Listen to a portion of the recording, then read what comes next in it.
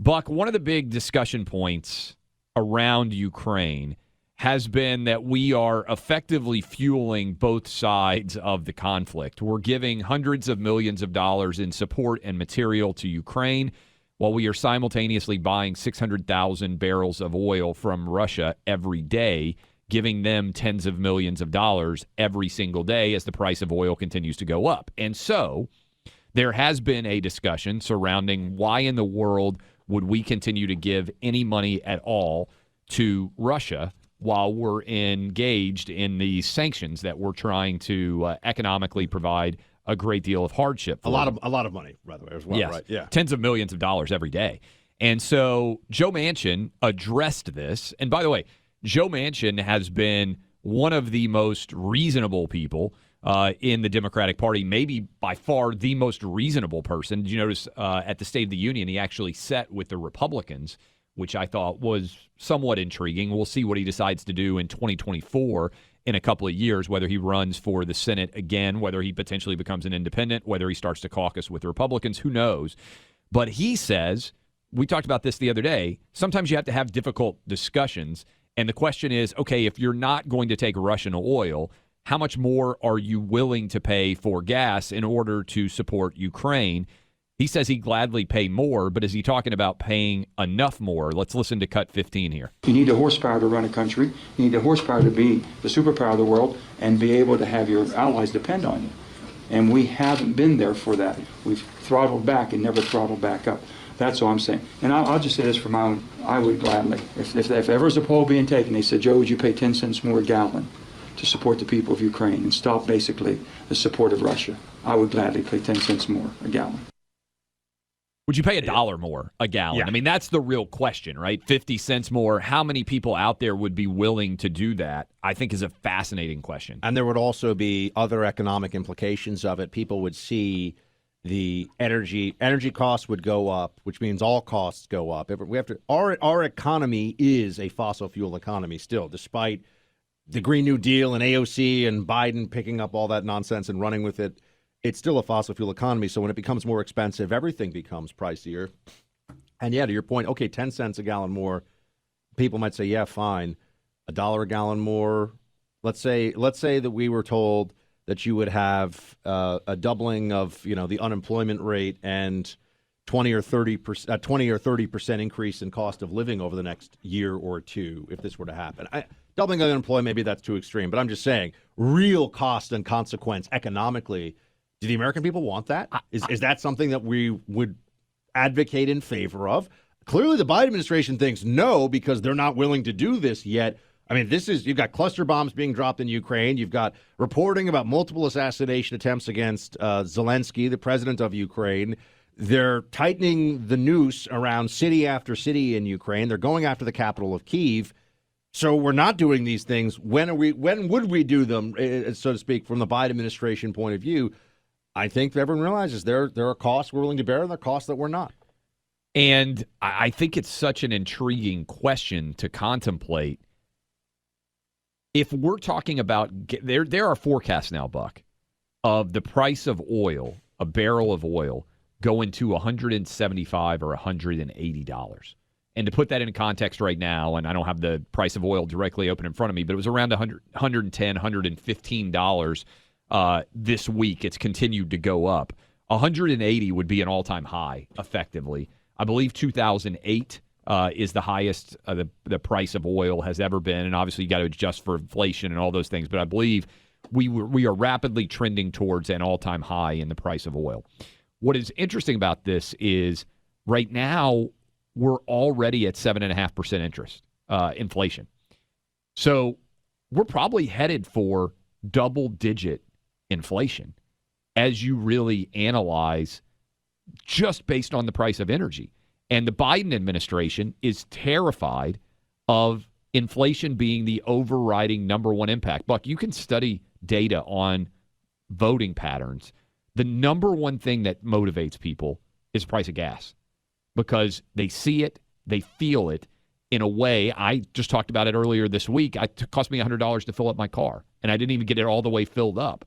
There are a lot of people like me out there in disbelief when you get to that $100 level to fill up your tank of gas.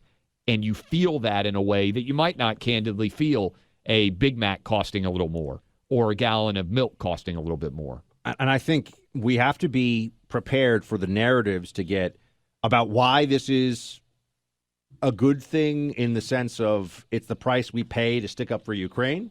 I think you have to be prepared for people to start saying, and I'm talking about those making the decisions, like the Biden administration and the top Pentagon officials who work for him and the Secretary of Defense. And here, for example, is the kind of argument you're going to be hearing going forward more. It's Secretary of State Tony Blinken this morning, and here he is saying, well, play clip 12. This is an aggression, a challenge, a threat that is relevant to the entire world, because what's at risk, first and foremost, are literally the lives of Ukrainian men, women, and children.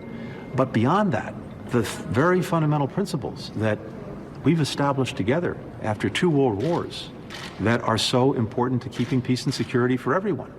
Principles that President Putin is egregiously violating every single day. And if we allow those principles to be challenged, as Putin is doing now, with impunity, that will open a Pandora's box of trouble for not just us, but quite frankly, for the entire world. The whole world, Clay, a Pandora's box for the whole world, he's saying here. Hold on a second. What are these principles exactly? I mean, everyone opposes innocents being killed, and everyone opposes aggressive war on moral grounds.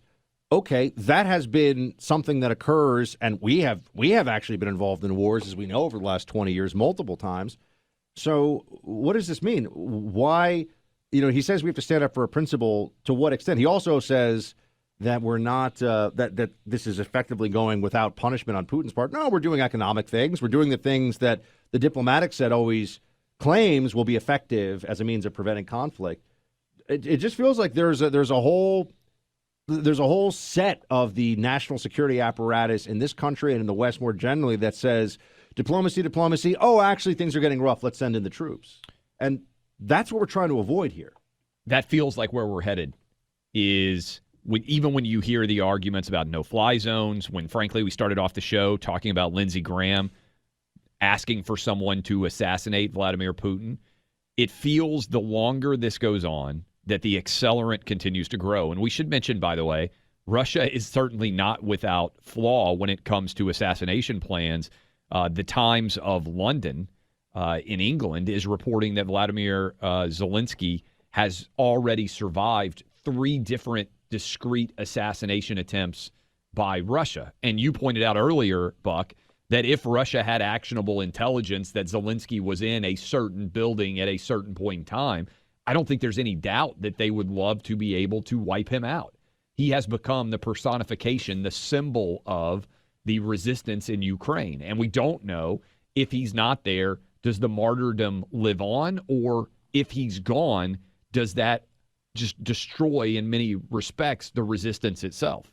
Clay, I spent time in 2 war zones as a civilian analyst for the agency. You got kids. If your kids were of age, if one of your sons said, "I'm 19, I want to go fight in Ukraine for these principles," what would you say to him? 100% no.